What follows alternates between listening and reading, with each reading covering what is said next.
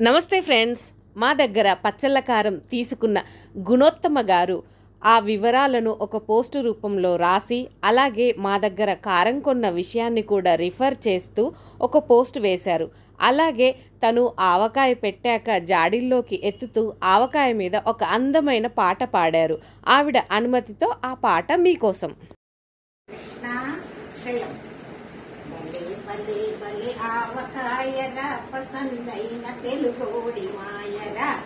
భలే భలే భలే ఆవకాయరా పసందైన తెలుగోడి మాయరా. కూరలు ఎన్ని ఉన్నా గాని నోరూరించే ఊరగాయరా. కూరలు ఎన్ని ఉన్నా గాని నోరూరించే ఊరగాయరా.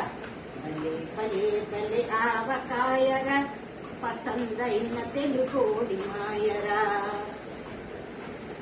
పండితులైనా పామరులైనా ఉన్నోళ్ళైనా లేనోళ్ళైనా, పండితులైనా పామరులైనా ఉన్నోళ్ళైనా లేనోళ్ళైనా ఆనందముగా లొట్టలు వేస్తూ ఆరగించే ఆవకాయరా.